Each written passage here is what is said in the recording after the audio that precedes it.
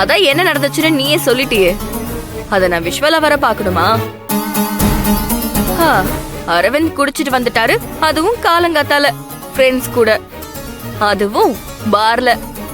Complaint அவ்வளவுதானா இல்ல இன்னும் வேற ஏதாச்சும் இருக்கா? இன்னும் இருக்காவா? ஏய், நான் எவ்வளவு சீரியஸான விஷயம் சொல்லிக்கிட்டு இருக்கேன், நீ என்னடா அலட்சியமா பேசிட்டு இருக்க? அக்கா, நானும் சீரியஸா தான் கேட்டுட்டு இருக்கேன். இன்னும் கம்ப்ளைண்ட் இருந்துச்சுன்னா அதையும் சொல்லு, அதுக்கும் சேர்த்து நான் பதில் சொல்லுவேல, அதனாலதான் கேக்குறேன். சொல்லுக்கா. இன்னொரு விஷயமும் இருக்கு, அத நேர்ல ஏன் கண்ணாலே நான் பார்த்தேன்.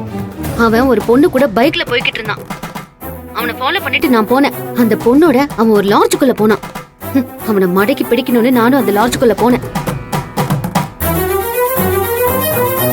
ஆனா அவன் அங்க எந்த ரூம்குள்ள போனானே தெரியல.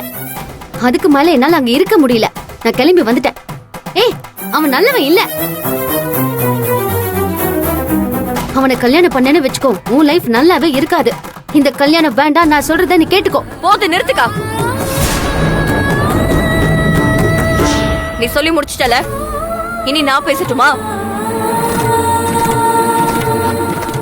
ஆரம்பத்துல இருந்து அவன் தப்பானவனு உன் மனசுல தோணிக்கிட்டே இருக்கு. அது உன் அடி மனசுலயும் பதிவாயிடுச்சு. அரவிந்தையும் அவர் ஃப்ரெண்ட்ஸையும் கண்ணால பார்த்தத வச்சு அவர் தப்பானவர்னு கதை கட்டி விட பாக்குற நீ. ஆனா உண்மையிலே என்ன நடந்துச்சுன்னு தெரியுமா உனக்கு? அரவிந்தோட ஃப்ரெண்ட் லவ் ஃபெயிலியர்ல பார்ல குடிக்க போயிருப்பாரு. தான் ஃப்ரெண்ட் குடிக்க விடாம தடுத்து அவரை பார்ல இருந்து கைத்தாங்கள தூக்கிட்டு வந்திருப்பாரு. அத உன் ஃப்ரெண்ட் வீடியோவை எடுத்து உன்கிட்ட காமிச்சிருக்கணும். குடிச்சிட்டு தள்ளாடுறவன கைத்தாங்கள தூக்கிட்டு வந்தா அப்படி கூட்டிட்டு வந்தவனும் குடிச்சு தள்ளாடுற மாதிரி தானே தெரியும்.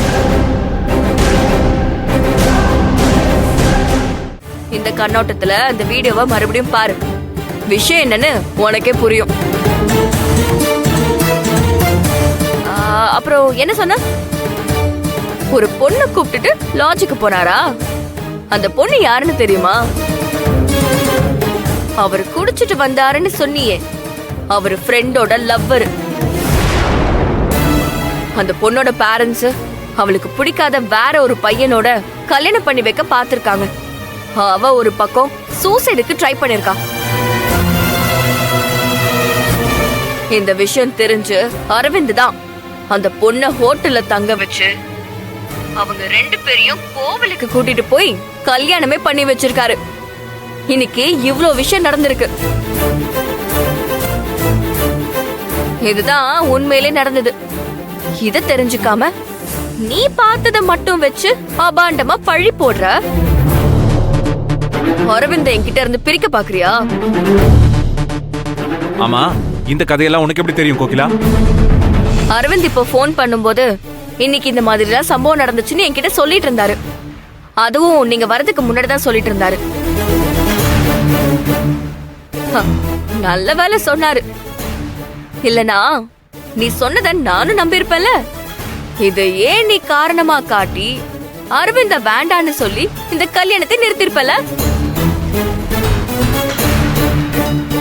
நல்ல வேலை, எங்க காதல் உண்மையா இருக்கிறதால அப்படி எதுவுமே நடக்கல. ஷோ, அப்படி இல்லடி. நான் அவனை பார்த்துட்டேங்கிறது அவன் கவனிச்சிருக்கணும். அதனாலதான் நாங்க உன்னை பார்க்க வரோம்னு தெரிஞ்சுக்கிட்டு இப்படி ஒரு கதையை கிரியேட் பண்ணி உன்கிட்ட சொல்லியிருக்கான்.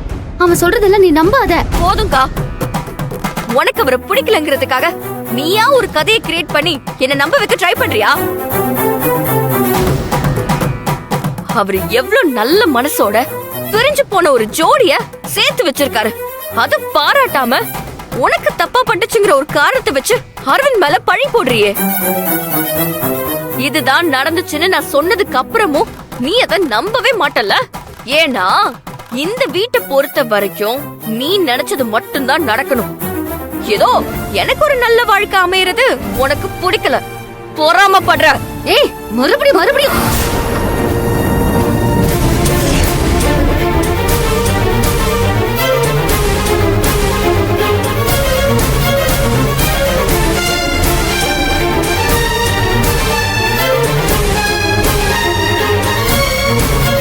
ஏன் நிறுத்திட்ட?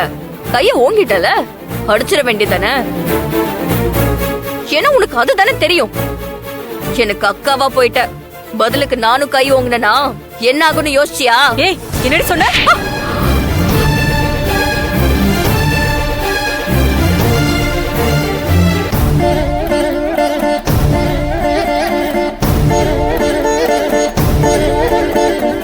உன் வாழ்க்கை பாழாயிடக்கூடாதுன்னு உன் அக்கா கடந்து தவியா தவிக்கிறா. அன்னைக்குதான் ஏதோ ஒரு வேகத்துல சொல்லிட்டேன்னு பார்த்தா இன்னைக்கு அதே சொல்லிட்டு இருக்க. அவ்வளவு நெஞ்செழுத்து மாடி உனக்கு. ஆளாளுக்கு அடிக்கிறதுக்கு நான் தான் கிடைச்சல, தாராளமா அடிங்க. ஆனா எனக்கும் அரவிந்துக்கும் கல்யாணம் நடந்தே ஆகணும் சொல்லிட்டேன்.